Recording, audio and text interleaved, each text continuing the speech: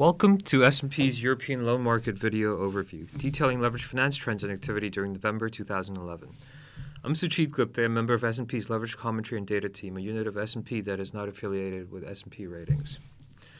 For the next few minutes, I'll walk you through a review of recent loan and high-yield bond market trends in Europe, before winding up with themes to watch for in December and early January 2012. Before we start, please know you can follow LCD on Twitter, Facebook, and can join the more than 6,500 contacts in LCD's Leveraged Loan Group on LinkedIn. The links to follow LCD are in the info section on our YouTube channel. You can also download the slides for this video at slideshare.net. And now to the market. November was a pretty uneventful month as the markets awaited some kind of solution to the Eurozone crisis. The secondary loan market finished the month down 88 bips at 93.29, while the high-yield bond market finished the month down 648 bips at 87.24. Loan issuance stood at 1.2 billion euros for the month, while high-yield bond issuance stood at 837 million euros. The S&P European Leveraged Loan Index had a negative return of 0.67 ex-currency for the month of November. November was a pretty uneventful month for primary loan market activity. It was primarily dominated by small club-style transactions. The high-yield bond market did not fare any better, as only 3 bonds priced in November. Default rates, however, remained stable in November, though most market participants expect these to rise. Focusing on the secondary loan market, this chart details the average price of LCD's European Loan Flow Name Composite, a measure of the 14 largest, most liquid loans consisting of 10 issuers since 2002. The flow names fell 88 bips to close the month at 93.29. This next chart details the average price of LCD's European High-Yield Flow Name Composite, a measure of the 12 most liquid high-yield issues since the beginning of the year 2010. The high-yield market fell 648 bips during the month to close the month at 87.62. This is not surprising given the high levels of outflows you've seen from high-yield funds in Europe. This next chart details the monthly return of the ELI, a broad measure of European loan market returns that LCD calculated. All returns are ex-currency unless otherwise stated.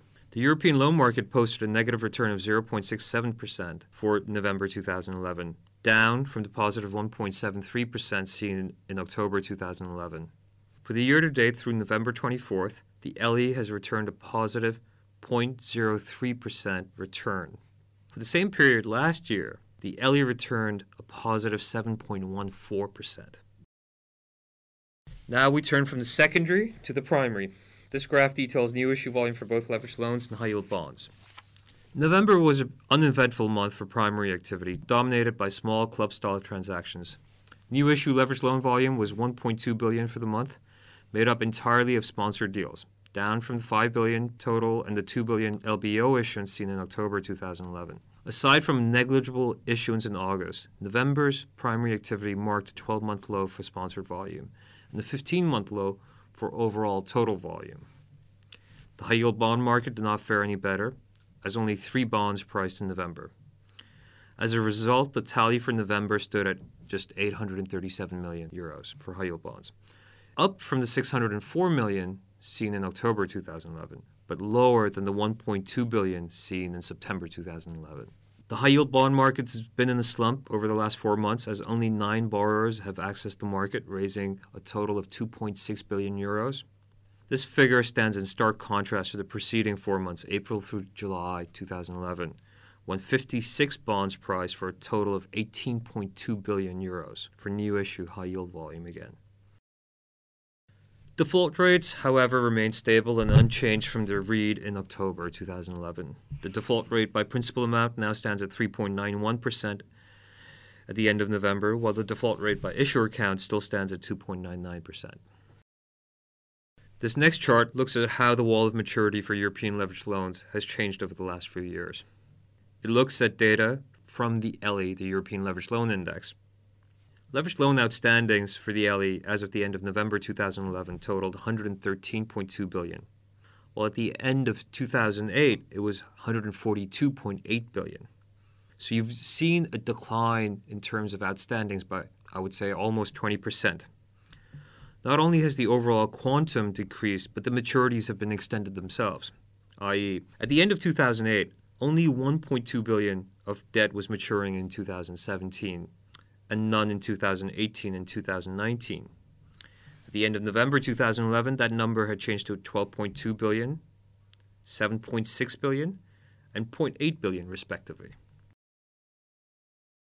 In summary, the face of the leveraged finance market has changed quite drastically. To put things in perspective, European borrowers tapped the leveraged finance market for 79.6 billion euros of leveraged loans, high-yield bonds, and mezzanine facilities in the year through November 30th. Now, that's down 4% from the 83.3 billion euros recorded at the same time last year. Comparing these figures against the peak and the low of the market, leveraged finance issuance totaled 202.6 billion in 2007 and just 40.9 billion in 2009. Breaking down the figures by asset class, however, reveals a major shift from the boom days, not only in absolute amounts, but also the shares taken up by different instruments. Between 2006 and 2008, institutional loan volume exceeded high-yield bond volume, but the roles have reversed for the first time in 2009 and have stayed this way ever since. The markets are still waiting for some kind of solution from the sovereign risk contagion and any potential changes in regulations. We're starting to see some European arrangers facing increasingly high cost of funding levels, which severely impacts their ability to underwrite any new transactions going forward. Going forward into 2012, most investors expect greater volatility in the market with periods of risk on and risk off. These periods of risk on and risk off will make 2012 a challenging year, though at the same time it will offer significant opportunity for those who are willing to engage in the market. That brings us to the end of our overview. I hope you found it informative. We'll update the analysis each month and plan to have analysis of other specific European market segments going forward. Check out LCD's YouTube page for other video analysis of the leveraged finance market, including the U.S. loan market wrap-ups. The link to the page is in the description for this video. For more information on LCD news or research in Europe, you can contact Anna Cini. You can email her by clicking on the link in the info box. Thanks very much. We'll see you soon.